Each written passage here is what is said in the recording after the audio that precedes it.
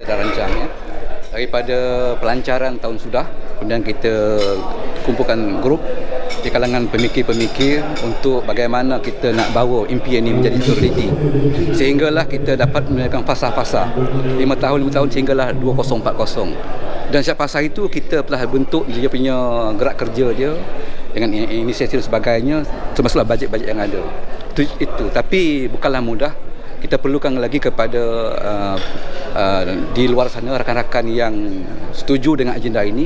Sebab itu kita tubuhkan dalam menggerakkan impian nasional ini satu Majlis Cendekiawan Nasional yang mana menghimpunkan kepakaran, asas pada perkara, bukan atas parti.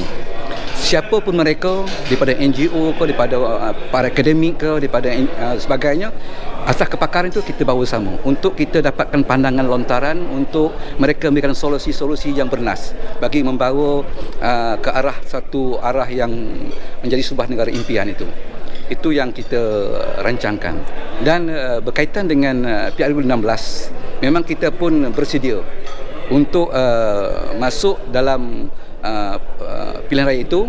Namun di sana kita melihat bagaimana kita dapat membina satu sokongan-sokongan kerjasama dengan parti-parti yang sedia ada. Sebab itu saya merasakan Berjasa tidak boleh bertanding dengan keadaan yang solo, tetapi ia perlu mencirakan dan kawan bagaimana untuk bersama dalam pilihan raya PRU 16. Dan hari ini saya dah mulakan untuk menziarahi parti-parti dan juga tokoh-tokoh yang boleh bersama untuk kita masuk PRU 16 dengan lebih bersedia. Itu kita punya perancangan lah. Sebab parti kalau tidak bercakap tentang PRU, rasanya tidak menjadi satu kekuatan.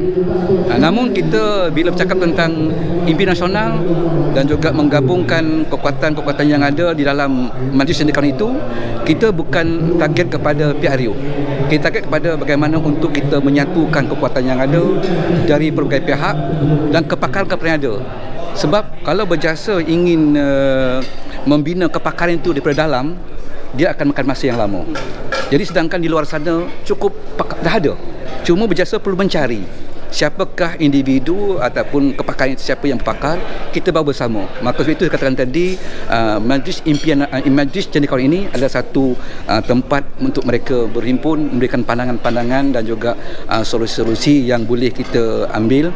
Sebagai saya merasakan mereka sebagai otak utama juga perancang daripada Parti Berjasa itu sendiri. Maksud Tuan Haji, impian nasional yang bagaimana nak dibentuk tu? Impian nasional yang dibentuk ni seperti yang kita dalam buku itu, maknanya kita ini sebuah negara unggul dan bermaruah. Pada 2040 kita ingin melihat bahawasanya kuasa orang Melayu yang dominan di negara kita ini. Sebab apa yang kita faham disebut tentang kuasa dominan, dia kembali kepada menterjemahkan kuasa nasional. Kuasa nasional itu iaitu dia berdikari sendiri, menjadikan sumber nasional negara kita sebagai kekuatan. Dan di situ kita akan dapat mencatur, memimpin, meneraju negara kita tanpa di sana kita terikat dengan mana-mana pihak. Sebab negara kita lah yang berhak membuat acuannya. Jadi situlah. Dan saya rasa inilah yang sedang dicari-cari oleh masyarakat di luar sana, bentuk negara yang bagaimana.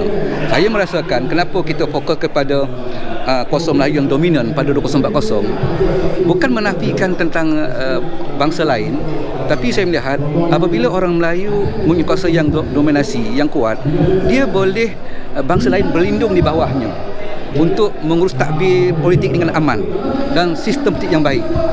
Sebab ini negara kita dan kita lah tuan rumah, tuan tanah yang perlu mensusun strategi. Tetapi di masa sama kita meraihkan bangsa-bangsa yang ada, parti-parti mereka, supaya mereka menjadi satu komponen yang kuat dalam menjayakan negara kita menjadi negara unggul dan bermurah. Bukan mereka mengheret negara kita ke arah acuan yang lain, tapi acu kita nak ialah untuk menjadi sebuah negara unggul yang bermaruah. Sebenarnya katakan tadi bahawanya mereka akan bercakap tentang bangsa Melayu. Mereka akan kenal, dunia akan kenal kita negara orang Melayu, identiti yang kuat.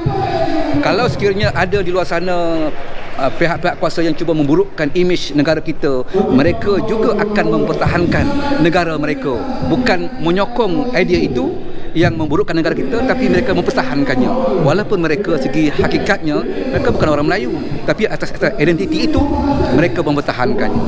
Ini yang kita mahu.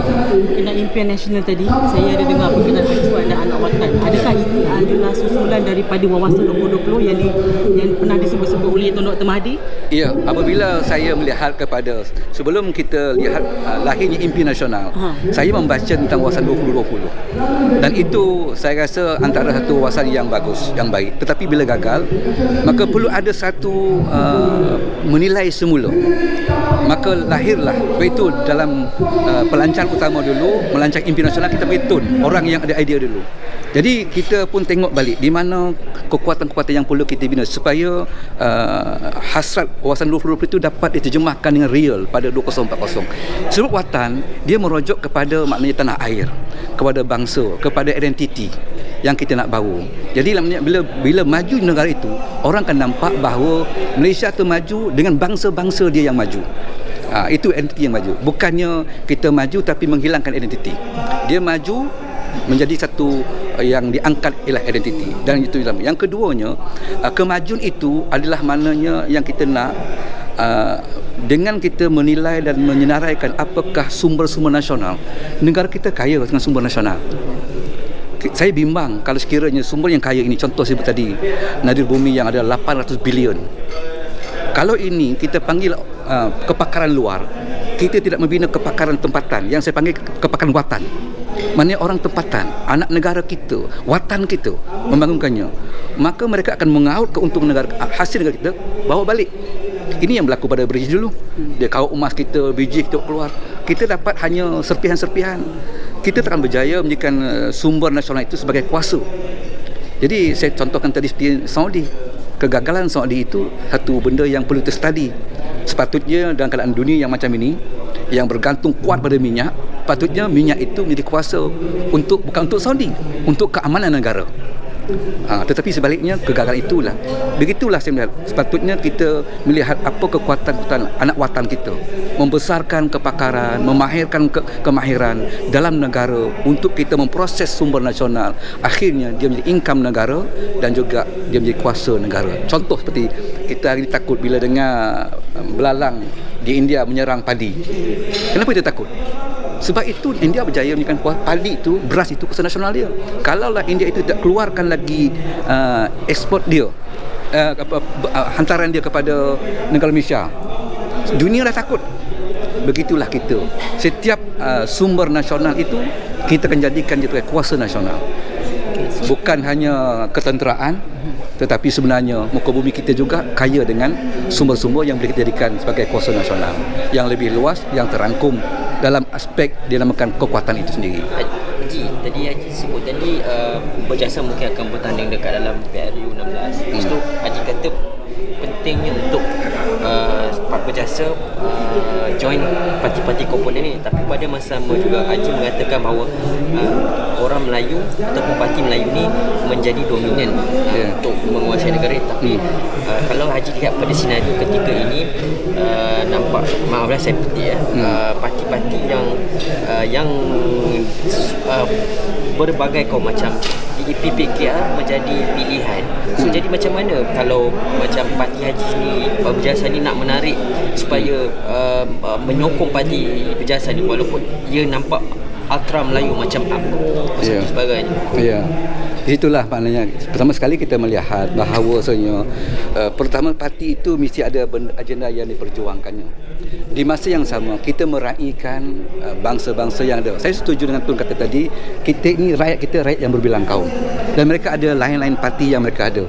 Di sinilah kita tengok bagaimana kita akan boleh bekerjasama. Dalam bentuk kerjasama itu perlu diperdetilkan, perlu dibincangkan, tapi bukan kita meminggirkan. Bagaimana? Jadi tetapi saya mengatakan dominan itu sendiri penting. Dominan artinya kita satu orang Melayu kuasa yang dominan, dia boleh mencaturkan negara dia, kuasa yang ada. Namun di sana mereka yang ada, berhak untuk bersama dalam menjadi rakyat, warga negara dan sebuah negara, maka kita berikan ruang dan peluang. Ini mungkin kita bentuk dalam bentuk kerjasama dan sebagainya. Itu ada pendetilan dan perbincangan. Saya tidak memandang itu satu cabaran. Bagi saya apabila kita kuat, itu sifat dia. Apabila kita kuat, kita boleh mempelawa mereka untuk bersama. Tetapi apabila kita lemah dan kita tidak ada kekuasaan, siapa pun tidak akan mahu bersama dengan kita. Jadi bagi saya, kita fokus dulu bagaimana kita nak mengkuatkan kuasa orang Melayu, dan orang Melayu bukan untuk memijak kepala orang, tapi orang Melayu itu kuasa dia menggamit parti-parti lain untuk bersama dalam mentadbir sebuah negara. Tetapi asasnya kita mesti sedar bahawa kuasa dominan itu mesti letak kepada orang Melayu, yang saya yakin bangsa Melayu adalah bangsa yang telah terbukti sangat bertoleransi dan memberikan hak-hak yang sesuai, dan kita telah buktikan, walaupun mungkin ada perkara yang perlu kita boleh komen, tapi bagi saya sebelum ini membuktikan bahawa orang Melayu boleh bekerjasama dengan mana-mana parti demi kepentingan negara. Tapi asasnya ialah orang Melayu mesti kuat. Itu penting. Haji, saya minta maaf saya tanya soalan ni. Mungkin ramai rakyat Malaysia mungkin tak tahu ataupun tak mengenali berjasa ni, Haji. Jadi macam mana daripada segi promosi untuk rakyat masuk ke jasa, ataupun mungkin kita tak tahu, mungkin orang tak tahu sebenarnya jasa ni sebenarnya ramai aja yang masuk, cuma tak ada orang kata publicity pada mana pihak. Mungkin Haji boleh kongsikan. Ya, memanglah parti berjasa ini adalah parti yang lama dan dia tenggelam. Tapi inilah saya rasa baru 2021 kita mula bangkit dan juga membuat satu perubahan, iaitu warna kita ubah. Dan di sana saya meletakkan beberapa dipanggil langkah-langkah untuk visibility. Pertama sekali, pimpinan berjasa kita nak bawa supaya mereka faham apa naratif yang nak dibawa oleh berjasa. Ini penting. Naratif ini dia adalah satu kompas yang hala tuju, yang semua pimpinan akan bercakap. Itu penting. Dari sekarang ini ke arah memantapkan pemahaman pimpinan-pimpinan di peringkat pusat, bahagian dan cawangan memahami agenda berjasa dan juga naratif. Itu yang pertama, kita sedang berjalan. Dan yang keduanya, kita mesti turun kepada masyarakat, membawa beberapa program-program yang boleh memahamkan masyarakat pada agenda itu. Ini kita melalui sayap-sayap kita lah. Sayap wanita kita ada Usrah Khadijah yang sedang berjalan, dan juga daripada sayap pemuda kita ada maknanya melalui sukan dan juga resi dan juga silat yang juga sedang berjalan. Dan di kelab pemudi kita bergerak di IPT, dan kita mula tubuhkan wibawa di peringkat mesti-mesti. Di UIE ada, di UKM ada, kita wibawa. Jadi mereka ini akan bergerak. Oleh kerana dalam kita menggerak itu banyak perkara yang kita kena study, kita kena belajar. Kadang-kadang kita kena tengok balik. Jadi mungkin itulah di antara perkara yang saya rasa lambat munculnya. Lebih-lebih lagi dalam baru-baru ni PRU 15 berjasa bersama dengan JTA tidak mengangkat agenda berjasa, kita mengangkat agenda JTA. Di situ antara perkara yang kita belajar juga, dia tidak mampu mengangkat itu, menyebabkan ruang dan peluang PRU 15 itu kita tak dapat mengangkatnya sebab kita mengangkat JTA waktu itu. Tetapi bagi saya masa yang ada sehingga 2040 kita mampu untuk memahamkan masyarakat apa yang dibawa oleh berjasa. Saya katakan tadi, berjasa ingin mendekati masyarakat dengan agenda, bukan dengan kuat projek, bukan dengan duit, sebab kita bukan kerajaan. Saya rasa apabila kita dekati masyarakat dengan agenda perjuangan, inilah perjuangan yang perlu kita bawa. Saya yakin dan percaya mencerdikkan masyarakat dengan agenda adalah lebih jauh baiknya daripada kita mengumpulkan mereka di atas kepentingan peribadi, atas populariti kita, di atas agenda duit itu. Dan dengan melalui memahamkan, mencerdikkan rakyat, itulah salah satu daripada agenda berjasa untuk memahamkan tentang berjasa telah wujud. Sekarang ahli berjasa berapa ramai, Haji? Ahli berjasa, kalau kita tengok kepada jumlah ahli yang terkumpul, kita boleh katakan 40,000 lebih lah. 40,000 lebih. Tapi sekarang ni kita sistem baru ini kita mula buat pemutihan semula, sebab mungkin ada yang kita sistem yang baru ni, pemutihan semula ni, dan mungkin itu akan dapat angka yang tepat tentang jasa ni. Dan kalau segi bahagian, kita baru ada 24 bahagian. 24 bahagian. Dan kalau cawang tu dia berpecahlah kepada jadi bahagian ini kita tidak berminat untuk mengembangkannya. Bila kita kembangkan, dulu kita ada 11 cawangan bahagian, sekarang dah ada 24 bahagian. Bila kita retreat di baru ni, kita lihat kita kena slowkan sikit bahagian. Tapi kita mula mengembangkan, membesarkan bahagian yang ada. bagi saya itu antara strategi yang kita buat. Daripada mengembangkan daripada bahagian pun ada yang berfungsi dengan baik, ada tak baik. Lebih baik kita fokus kepada bahagian yang ada dan kita besarkan saiznya sehingga walaupun dia bahagian tapi saiznya besar. Bagi saya itu antara strategi yang kita buat daripada kita berbangga Berjasa telah ada dulu ada 11 bahagian, sekarang 2023 ada 24, akan datang kita ada 50. Kita cuba lupakan itu tapi kita cuba membesarkan saiz bahagian itu. Sebab yang pentingnya masyarakat faham tentang ajaran berjasa. Biarlah kita bermula daripada perkara yang kecil, kita fokus daripada kita mengembang tapi kita tak boleh buat banyak perkara. Itu antara yang kita buatlah. Sekarang 11 bahagian lah. 24 bahagian. Sekarang ada 20 bahagian lah. Tahun 2022 11. Waktu kita masuk tanding tu kita ada 11. Sekarang kita ada 24 bahagian. Berjasa masih dengan JTA ke tidak? Sekarang ni sebab JTA, bagi saya JTA itu tidak dapat didaftarkan sebab dulu 4 parti yang mewakili untuk JTA yang telah ber-ROS, kemudian rakan kita daripada Pejuang telah pun isytihar keluar dan JTA telah pun dipulangkan balik, ROS telah pun dipulangkan balik supaya buat satu penilaian semula adakah untuk meneruskan pendaftaran dengan 3 parti ataupun macam mana. Jadi sekarang ini bagi saya perbincangan itu nampak gayanya tidak dapat digerakkan, tetapi Berjasa telah mula untuk membangunkan semula rakan-rakan dalam JTA dan juga tambahan-tambahan daripada parti yang ada untuk kita merangka satu, mungkin boleh saya katakan bukan nama JTA lagi tapi bentuk dia, design dia hampir-hampir macam JTA. Sebab bagi saya itu yang cukup cantik sebab dia menggabungkan antara parti dan NGO. Tetapi saya telah berbincang dengan beberapa pimpinan politik dan juga di kalangan NGO. Wajah yang akan muncul itu bukan wajah dipimpin oleh parti. Gabung itu adalah gabungan yang dipimpin oleh mungkin NGO, mungkin tokoh-tokoh yang berwibawa. Sebab kita bukan bercakap tentang PRU. Kita bercakap gabung ini bercakap tentang penyatuan. Penyatuan ini yang pentingnya. Apabila sampai masa untuk bertanding, maka waktu itu baru dibincangkan dengan siapakah kita boleh bertanding. Dan satu. Yang keduanya, apabila gabung ini kuat dan mantap, kita boleh sahaja membuka pintu parti-parti yang lain. Sebab kita kuat, kita ada ketua hubung. Tapi kalau Berjasa seorang diri, pengalaman saya, Berjasa belum mampu lagi untuk mengutuk pintu parti-parti yang besar. Jadi oleh itu Berjasa pendekatan untuk dibesarkan saiz daripada berbagai parti dan NGO dan kita bincang tentang penyatuan supaya rakyat semua bersama dengan penyatuan. Sampai masa PRU kita akan bincang pula dengan siapakah kita akan bersama.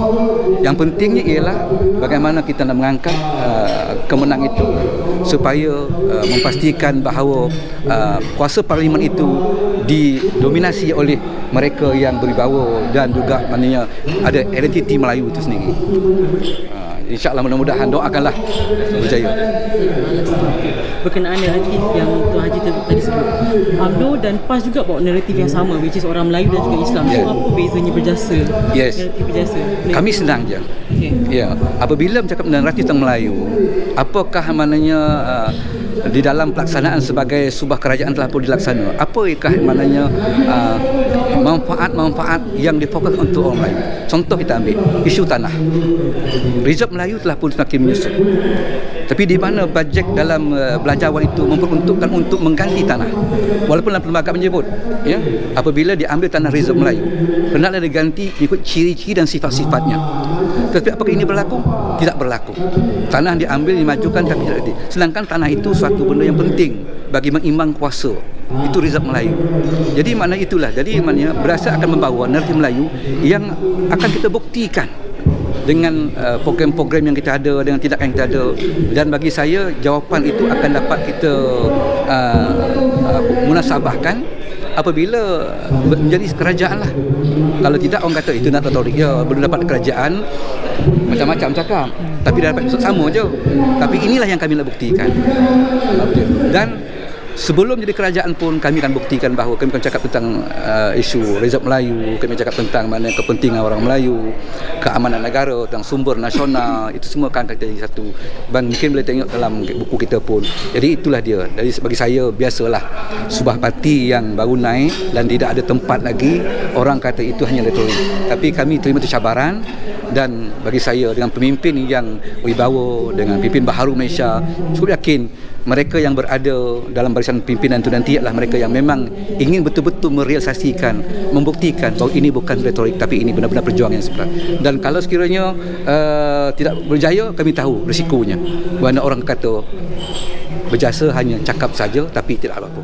Dan ini kami sedar. Jadi mungkin satu lagi soalan sikit nak tanya pasal isu Palestin sikit. Ya. Sebab sekarang ni kali ni kita lihat macam ada usaha-usaha untuk memadamkan isu Palestin. Contoh lawangan tampil tak boleh. Lepas tu di sekolah Minggu Solidariti Palestin pun mungkin ada yang menghalang dan dibenarkan. Bagaimana?